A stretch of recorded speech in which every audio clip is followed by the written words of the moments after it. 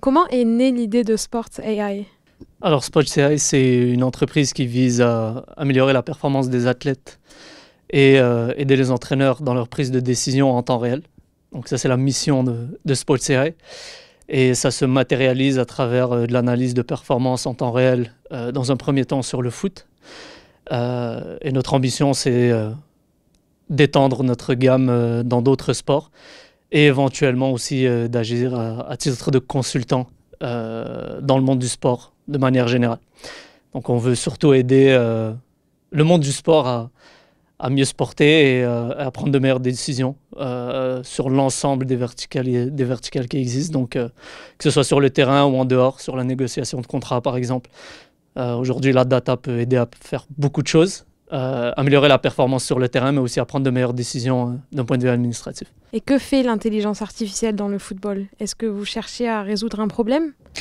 Alors oui, en fait, il faut savoir que comme tout entrepreneur, l'idée m'est venue suite à une frustration. C'est à l'époque où j'aspirais à devenir un joueur professionnel et en fait, on n'avait pas accès à beaucoup de données pour analyser notre performance et je trouvais que la technologie était assez avancée pour pouvoir nous permettre d'avoir accès à ce type de données. Et effectivement, on n'avait pas grand-chose et cette idée m'est venue à l'esprit très jeune. Puis lorsque j'ai décidé de raccrocher mes crampons, je suis retourné aux études en génie informatique et puis c'est à ce moment que j'ai vu que l'intelligence artificielle, domaine dans lequel je me suis spécialisé, pouvait vraiment aider dans le domaine du sport et surtout dans le domaine du foot que je connaissais très bien. Donc c'est à ce moment-là que, disons, on a décidé, Imran et moi, Imran qui est l'autre cofondateur, de se lancer dans cette aventure et on voit que des retombées vraiment extraordinaires sur la manière dont les entraîneurs vont voir leur performance, la manière dont un athlète va évaluer sa performance versus ce qui se passe réellement sur le terrain. Ben, l'intelligence artificielle vient et nous permet de prendre 8000 événements après un match, ce qui est impossible à percevoir pour un seul être humain. Donc, il en faudrait plusieurs pour le faire. Donc, l'intelligence artificielle vient vraiment révolutionner la manière dont on va consommer le foot dans les prochaines années. Est-ce que vous pouvez nous expliquer comment est-ce que vos logiciels fonctionnent? Comment est-ce que vous récoltez les données justement? Alors c'est simple, les matchs que vous voyez à la télévision, c'est la seule entrée qui est donnée à l'intelligence artificielle. Donc autant les vues télévisées ou les vues tactiques, celles qui ne sont pas diffusées mais qui sont consommées par les entraîneurs. Ces deux types de vues sont les seuls points d'entrée pour l'intelligence artificielle et elle est capable par la suite de détecter les joueurs, détecter le ballon et détecter les différents événements qui se produisent dans un match. Les passes, les tirs, les buts. Et on va dans des niveaux de granularité très fins. Donc à partir de ce moment-là, où l'intelligence artificielle reconnaît ce qui se passe sur le terrain, ben, elle est capable de produire des données et de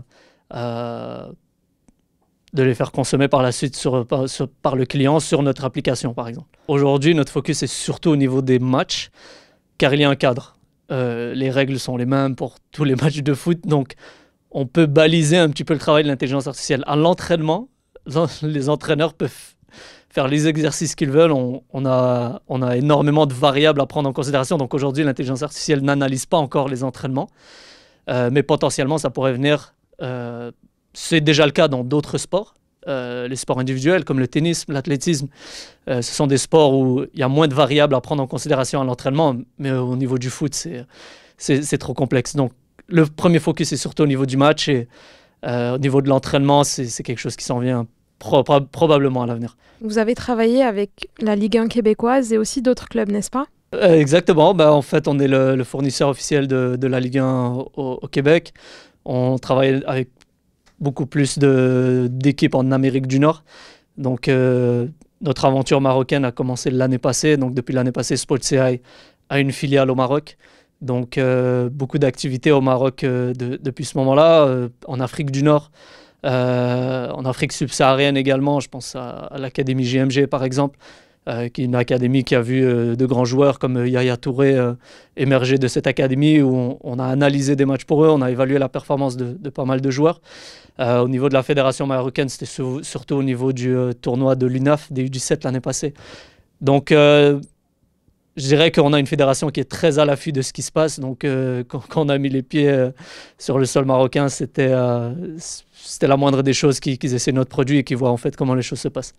Justement, par rapport au Maroc et la Fédération royale marocaine de football avec qui vous avez déjà travaillé, quel avenir est-ce que vous voyez pour le Maroc et l'intelligence artificielle comme vous le proposez?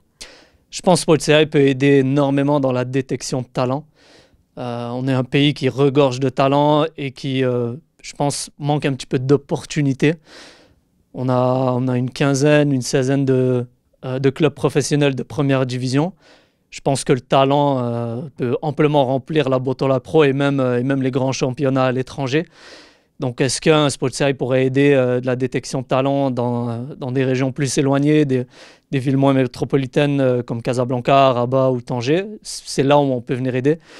En fait, tout ce qu'on a besoin, c'est la vidéo d'un match. Donc, installer des caméras un petit peu partout au pays, ça coûte pas cher. Et c'est en fait ce qui nous démarque, notamment au Canada. Je pense que vous le savez, c'est un des plus grands pays au monde. Et on arrive à récolter des données, que ce soit dans l'Ouest canadien, dans le nord du Québec. Et ça permet aux recruteurs, sans avoir à se déplacer, de pouvoir détecter des talents qui autrement seraient passés sous les radars.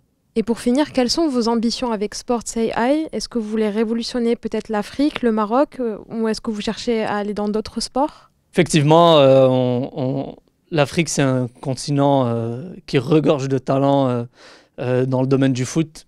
Selon moi, c'est peut-être le continent où il y a le plus de talents bruts. Et on doit donner l'opportunité à ces joueurs-là et ces joueuses-là également. On les oublie parfois. Mais le talent féminin aussi que nous avons, avec l'équipe marocaine qui vient de remporter le championnat de futsal, donc la CAN de futsal, il faut trouver un moyen de donner l'opportunité à ces talents-là de se faire voir et de pouvoir retrouver les plus grands championnats et de commercialiser ces transferts-là.